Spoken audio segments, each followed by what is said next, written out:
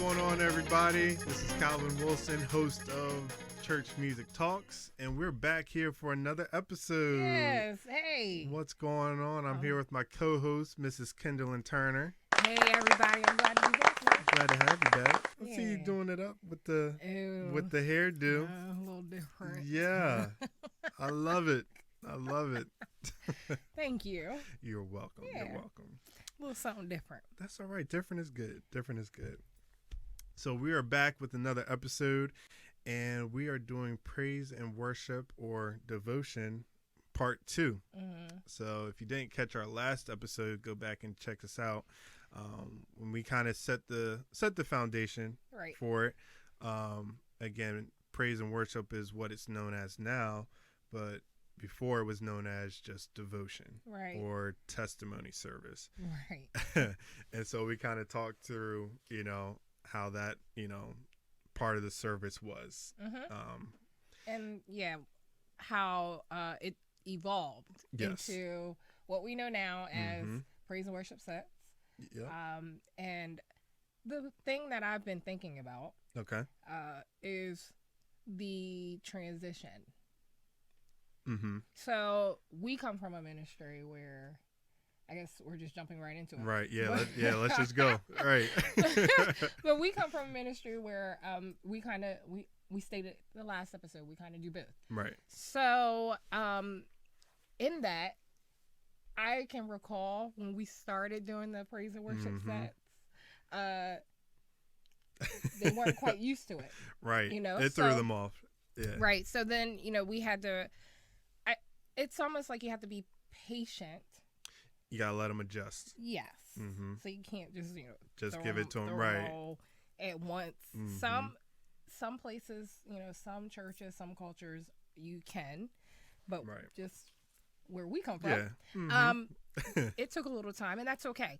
Right. But with that, I noticed that there was a little hesitation. Yeah.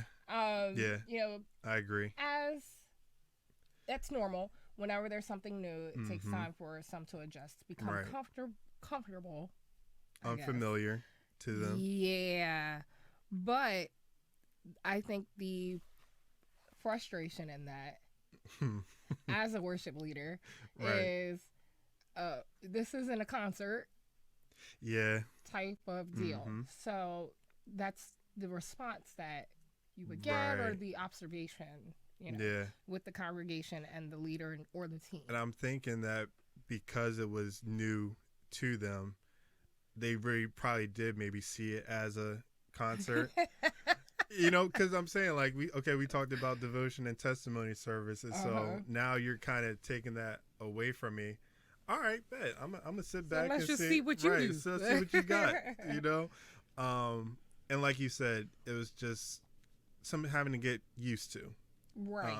'Cause I think with us, like, we really did it more so just like for special services or special occasions. So it wasn't so much that, like, okay, we're switching to this and this is, we still went back to, like, again, devotion or testimony service. We still mixed it up, right?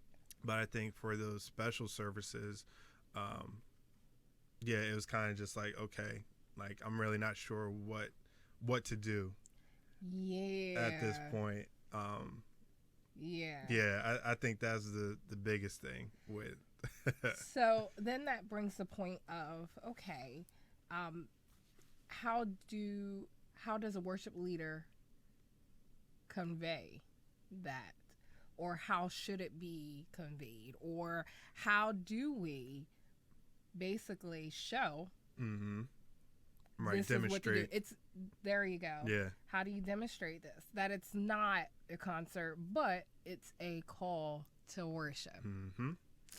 And so yeah, I'm gonna be following you because this is your expertise, praise and worship leader extraordinaire. I don't know about that.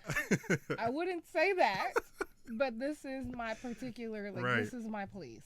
I will say I find myself in that place. And by the way, she does it very well.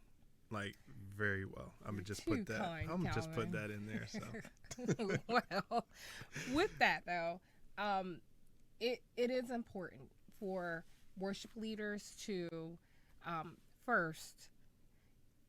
I understand, you know, something new, but praise and worship isn't new. Right. It's not. So praising goes the back Lord, to the Bible. worshiping. There you go. Yep. There you go. Even though it might be a different format, Mm-hmm. that isn't new. No. And so it is important for a team or worship leaders to display. You know, okay, so if you want, as a worship leader, if you want the congregation to engage. Right, yeah. Yeah, perfect lead by example. Exactly. Yeah. Yeah, because you're not just going to be sitting up there, stand still, talking to me, oh, clap your hands, praise the Lord, and you just standing up there stiff. Like, exactly. I'm not going to want to do nothing. And then especially, like, because again, we're going to be brutally honest on here. But then, like, you kind of hear the frustration through the mic. Oh, yeah. You know, and that can be even more of a turnoff. Fussing and carrying on. It's like, what are you doing? Fussing. Yes. Yelling. Yeah. Okay, so, all right. So let's take it outside of the church. Okay. If you are working for a company and you're new on the job, right, you're familiar with the type of work that you're doing, but this is a new place for you. Right. Okay, so how would you receive the team lead right. or the one that's training you? How would you receive them yelling at you just because yeah, they're gonna make you're not doing what they expect you to do? But the person who's training you is gonna make it easy, make you comfortable. I would say that's the main thing, make you comfortable. And so I think that's the biggest thing, just in praise and worship in general. Like, make people comfortable. But not too comfortable. No, not comfortable to where, like, they're just sitting back, just relaxed. But I would say comfortable enough to, like, okay, you are feel open. Free. Right. You're comfortable. Free. Right. It's okay if you want to stand up. It's okay if you want to sing along, or even if you want to dance, move, however you want to express yourself. Right. Again, just being comfortable enough to do it. But making it feel safe. Right. So I don't know anyone. Okay, I'm going to talk about me. Okay. I'm not going to receive anybody yelling at me. Right. I don't think most people would. Or fussing at me, laying me out because I'm not responding the way that they expect me to respond. Right. So I don't think that's going to convey. Yeah, that doesn't work. Or be effective. Let alone, let's just look at the whole purpose of praise and worship. Yes. Okay.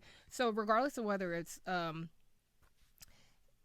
devotion, testimony service, or in an atmosphere or a ministry, let's say a ministry, where they do sets, praise and worship sets with a team, a leader, everything is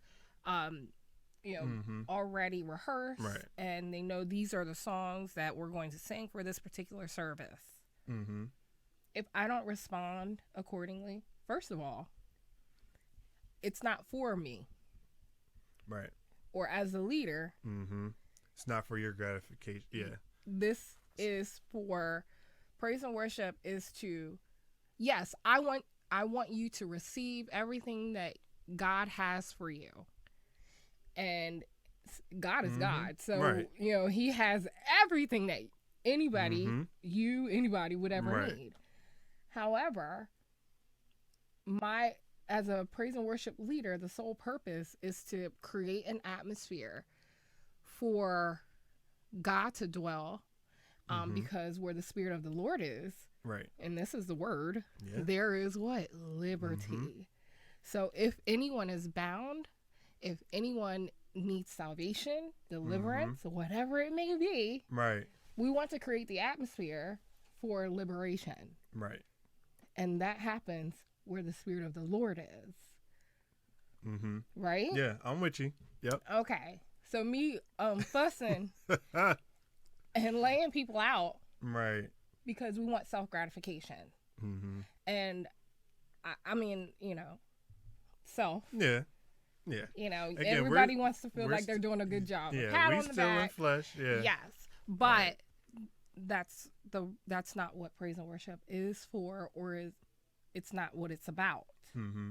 And we, as praise and worship leaders, can get that confused if we're not in the right spirit, if we're not in the right frame of mind, if we don't understand our purpose, right, and what we're supposed to be doing for that particular part of the service. Yeah, because I'm thinking just like not just praise and worship alone, but everything that we do in service there you go. related is for the glory of God. Glory of God. So whether you're playing the music, whether you're doing the praise and worship, or even if you're preaching, like anything you do just in service in general has to go back to Him.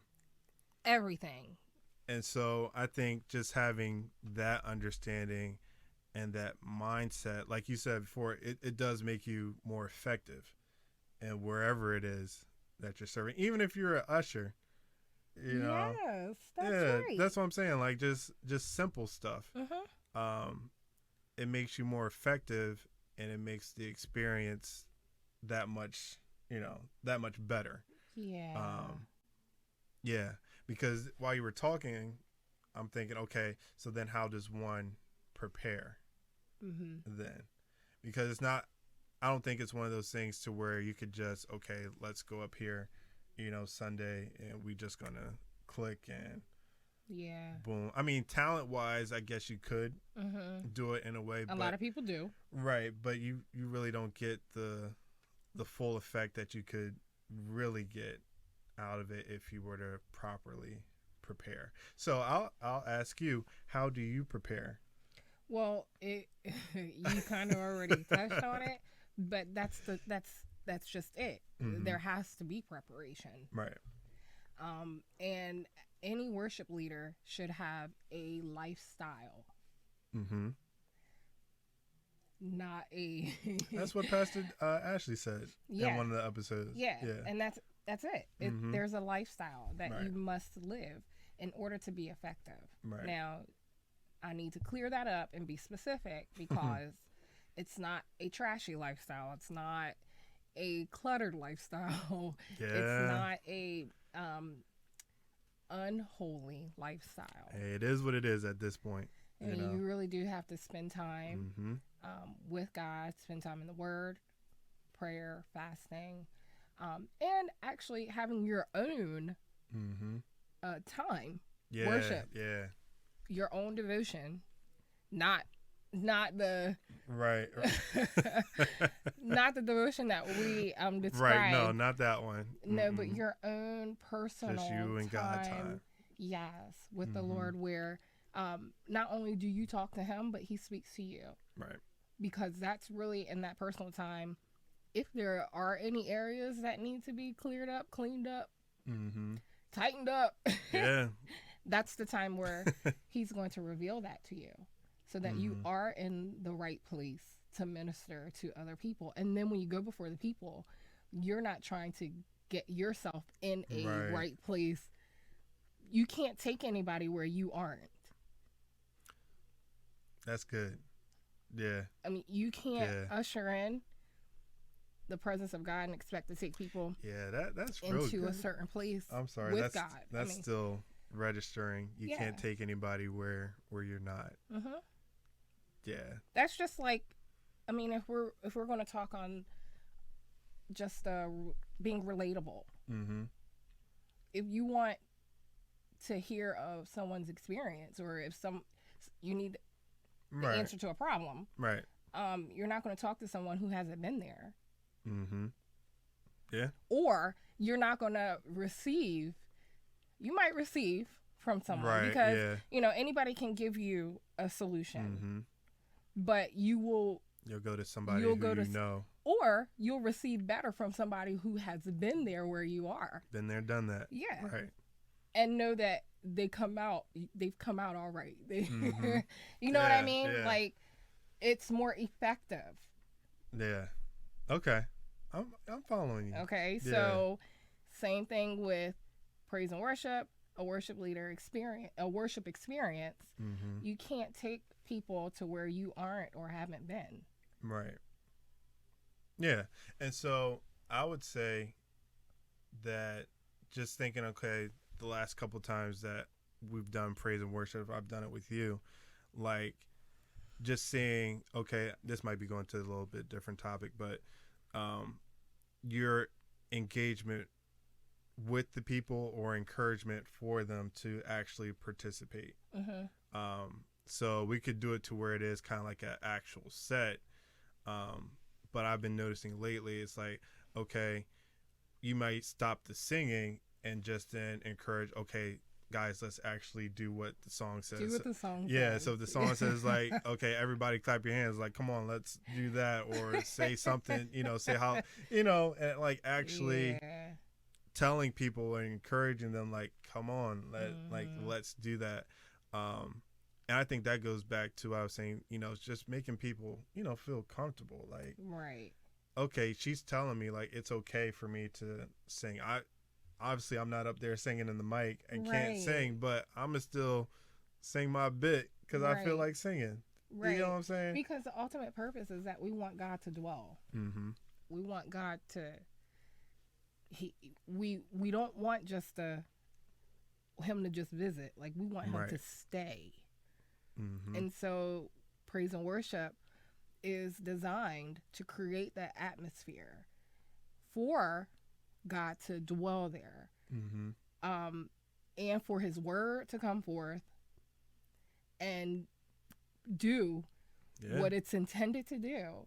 And so, because we go to church, mm-hmm. I need God. Right, I'm we not all perfect. do.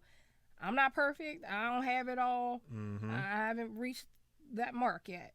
And so, yeah, I study, I talk to God, I pray, but I still need I go to church because I need more of him. You know what I mean? So if you go there for that, how many others come to church with things, with issues, who know that they don't have it all together? Mm-hmm.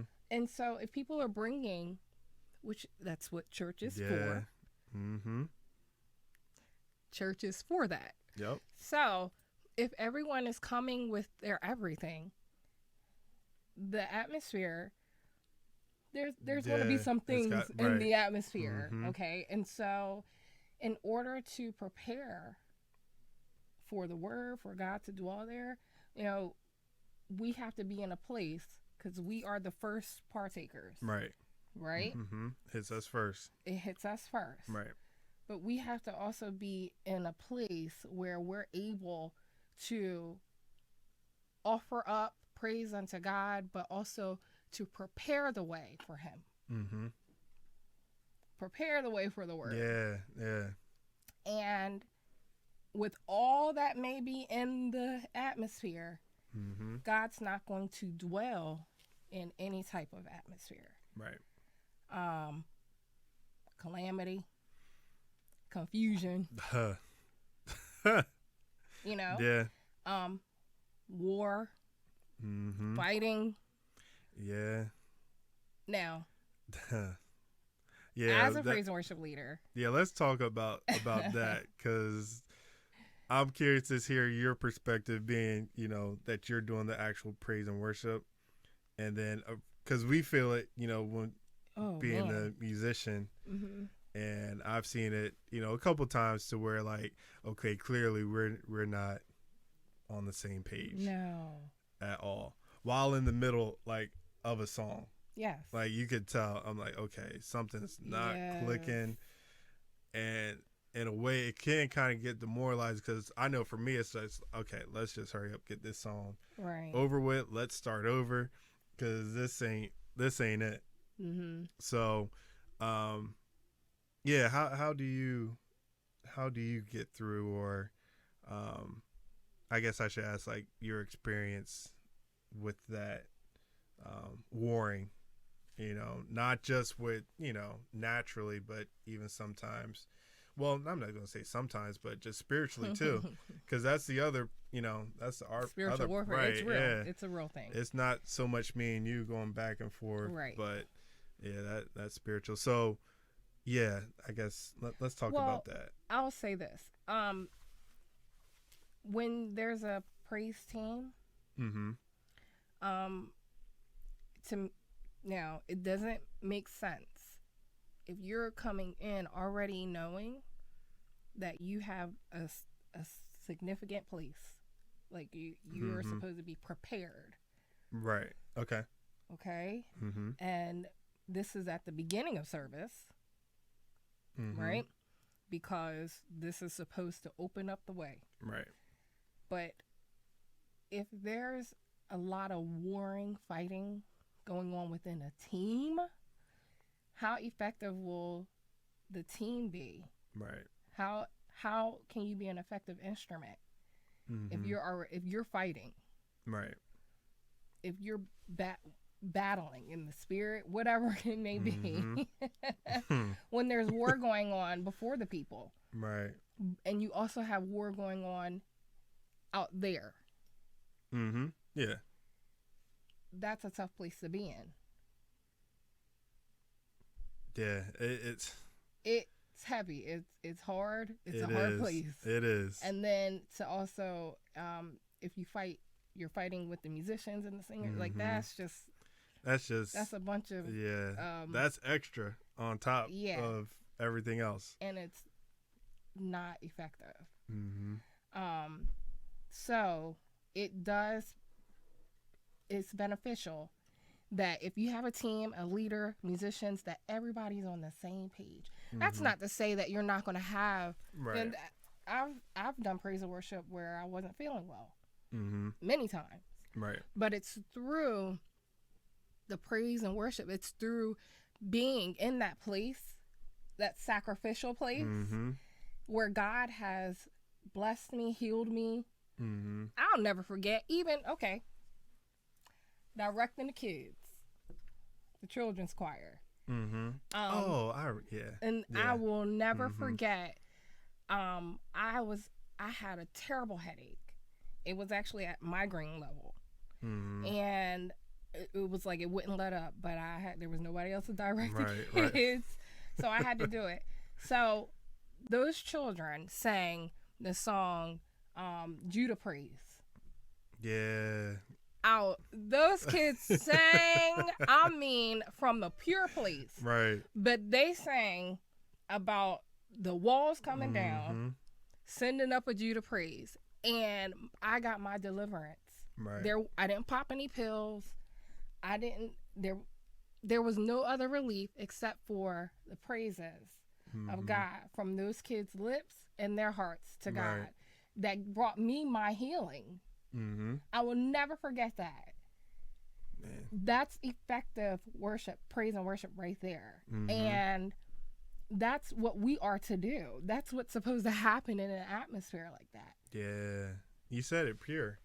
Pure. Yep.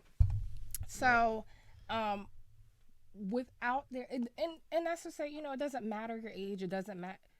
Just whatever place you're coming from.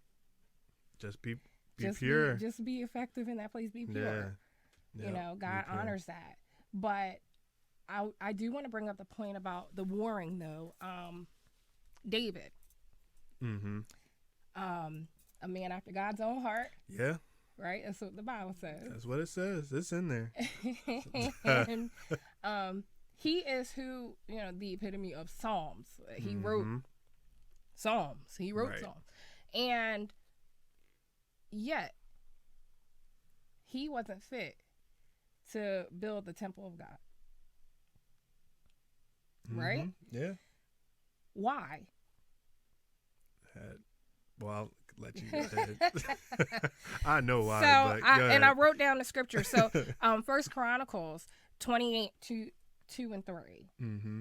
But it says that Then David the king stood up upon his feet and said, "Hear me, my brethren and my people. As for me, I had in mine heart to build an house of rest for the ark of the covenant of the Lord and for the footstool of our God, and had made ready for building."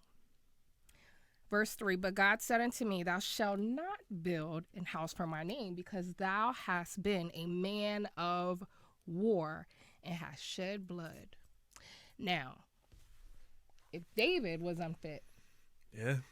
and we already talked about where he stood with God, and actually where God actually had him. Yeah. Why, if he wasn't fit, why do we feel like we can go to God in any kind of way? Yeah. We can't. Skill or not. Yeah. Because I was going to say, he'll bring you down real quick. We can't. We just can't. And now with, the time that we're in, it's a critical time. We really have to take this seriously, take this place serious, and understand, people are going to come. People are coming. People are there. Right. And now is the time where we really have to be in the right place, to where the atmosphere is set for people to receive the need, whatever their needs are. Don't be clouding up the space. Don't be clouding up the atmosphere. Don't be making it, hard. Don't make it hard for me to receive my blessing because you don't want to have clean hands. Man, yeah. Yeah, that's real. And I think for me, the biggest thing is we talked about everybody being on the same page, on the same team. We're all on the same team anyway. And so whether it's the whole band, the whole entire just the whole entire team, just being on the same page. Being on the same page. Because I know, like you said, with warring and everything like that, and there's been times to where like different members of the band, it's like, okay, come on guys, like it's time to pick it up a level, because this ain't it. Yes. I know you've done it plenty of times where it's me and you. It's like, all right, come on, I need a I need right, I need a little bit more. Yes. And it's not, so I know for me, like I don't take it so much as like, here she go again, like she fussing at me, trying to, I'm gonna play this song, I'm gonna play it. But no, I don't take it as that. It's like, okay, come on, Ty, like let's raise the level up, so we can take it to another place, right, another level, push. That way it's not hard, for anything that's coming afterwards. Yeah. Because I know that's one thing that I know, like if it, when we'd be in service and service was over and everything, and like we talk about how service was, and one of the more common sayings, "Oh, praise and worship was dry," like, praise, like they weren't on it, or right. like praise and worship was long, because at that point people feel like you trying to force. Right. Songs, because I never understood that either. It's like, okay, everybody in the church can tell that it's not working, but then we force in song on top of song. And I mean, I get it to an extent, you're trying to break through, but sometimes you just gotta look, I can't break this, I need God, you gotta have to break this one way or another. And so again, I always harp back on just everybody being on the same page, whether it's just a organist and a drummer and a praise and worship leader, or you legit have a full set, got full band, leader, background singers, and you got like, let's just all be on the same page. Let's just all be there together. And it'll flow, whether you have a set or whether you just kind of going off shooting from the hip, just random songs out of nowhere. Yeah, you can't do that everywhere. You can't. You cannot. Nah. And again, I think I said this last episode, like I prefer just sets in general, because one, I think one, it does make it easier, and then if you still want to flow, like you're still able to do it. Whereas with shooting from the hip, it works, but then sometimes you have stuff that could be just like completely left field. It's like, okay, we were good with this song, but then this song, yeah, you're singing it, but it doesn't necessarily fit right where we were going. So again, that's my personal. Well, then you can also have it on the other aspect, which is a song that is spirit led, and because it wasn't a part of the rehearsed set. Yeah, that's what I'm saying. Being able you gotta to be flexible, right? Being able open. to flow. Yep. So this just popped up. Quick question that I had too. It's like, what do you think qualifies? I guess I shouldn't say qualified, but what makes a praise and worship leader? Because like I know, like some people, they might say, "Oh, okay, like you can sing." So because you can sing, especially if you're younger, we're gonna get you in the habit of or we're gonna get you to do praise and worship. So, okay, I'll ask you, like, so how did you get into like actually doing praise and worship? Cause I'm sure like they asked you because okay, this girl can sing, so because she can sing, that means I can take a break, right? And so hand it off to her. I wasn't a praise and worship leader when I was put in that place. Okay. I was told. That's what I'm saying. Like by a couple different people. Yeah. I know who one of those people. We're not gonna call right. Come on. And I think we mentioned him in the previous episodes, but Uncle Deacon Mike. Yeah. So they saw something in me. Okay. I didn't start off leading songs. I wasn't comfortable. I wasn't in the forefront. Right off the bat. It was more, come on. Yeah, I was getting ready to say, because like I feel like they told just kids in general, like, because they told me to do praise and worship. When? You would have never known because I didn't lead nothing. I wish. I sure didn't. I would go up there and be in the mic, but was it for like youth services or something? Oh, okay. But I wasn't leading no song or nothing.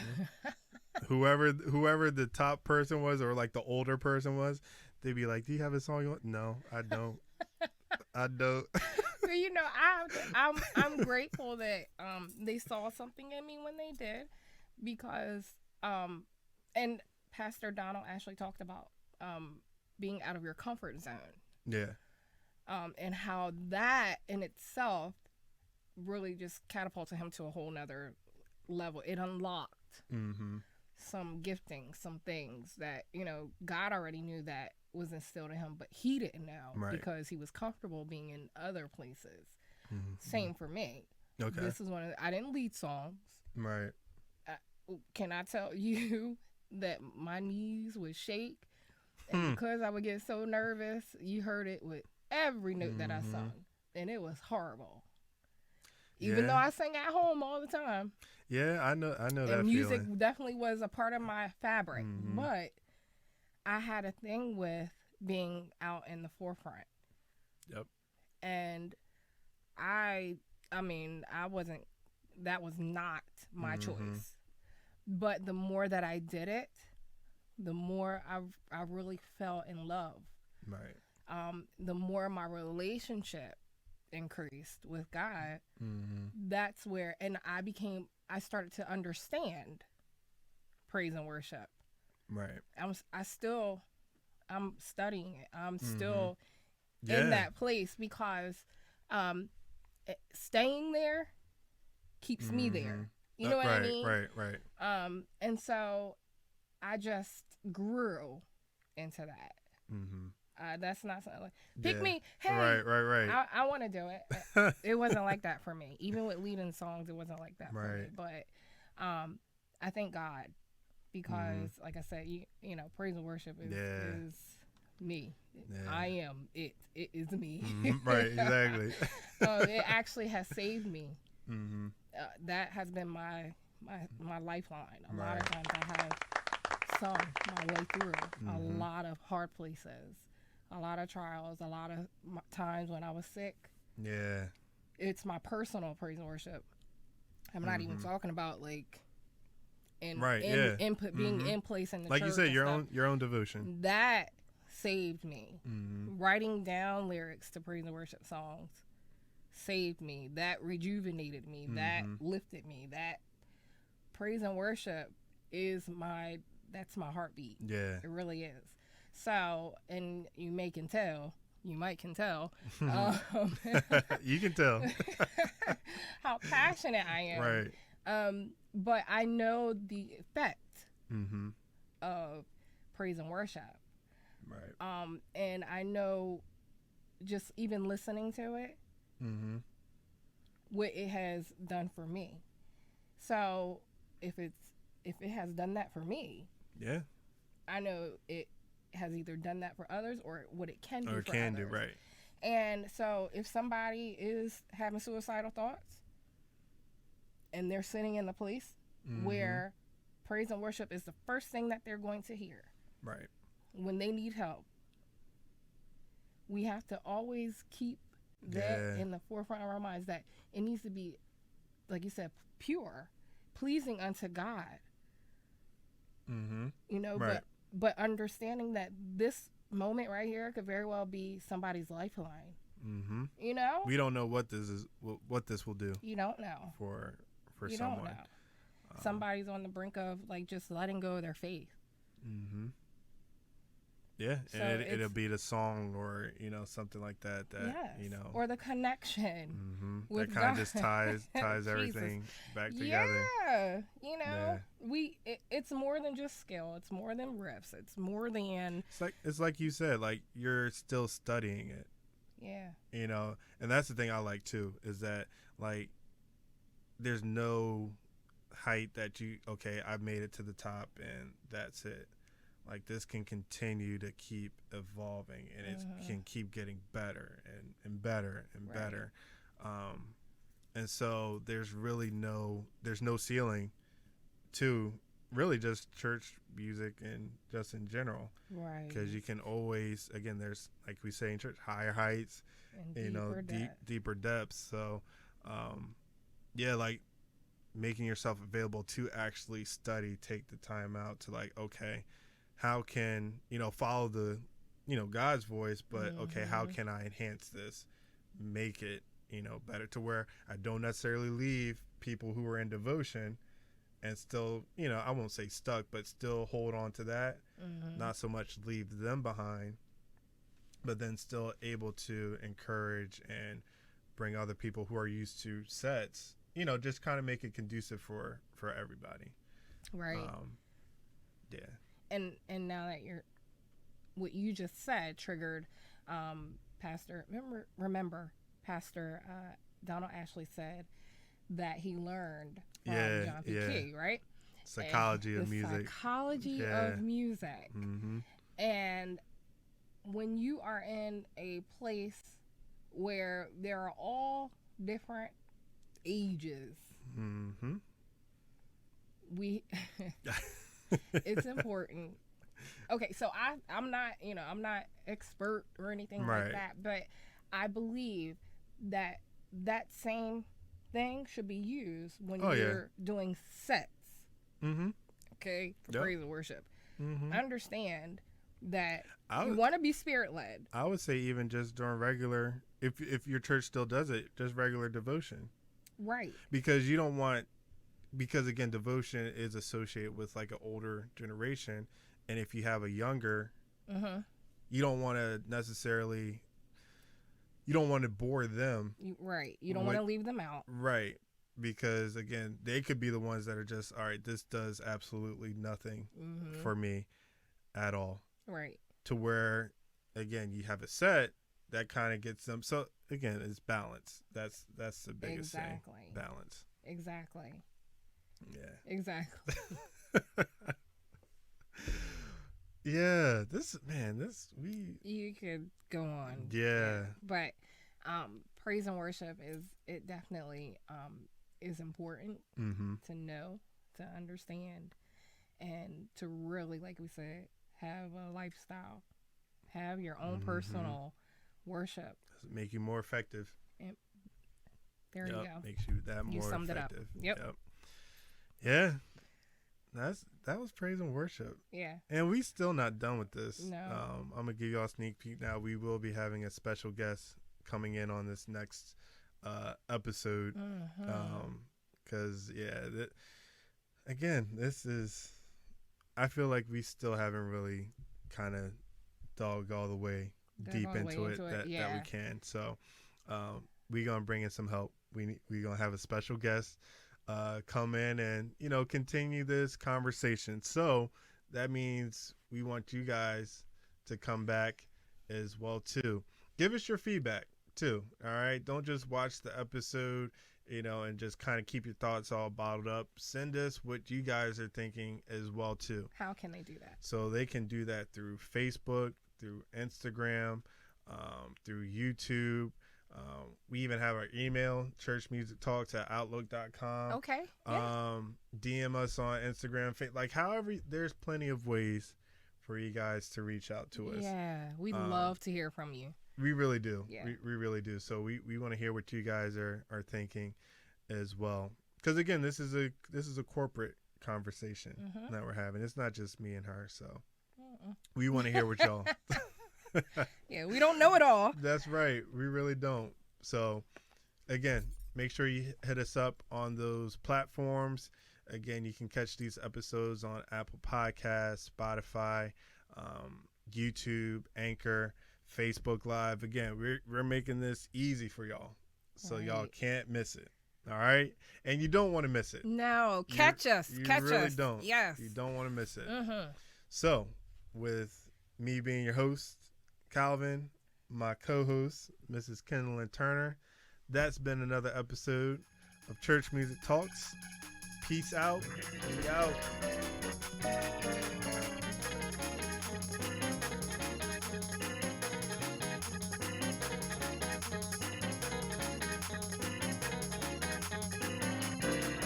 What's up, everybody? Yeah, let's do that again. I'll say what you want.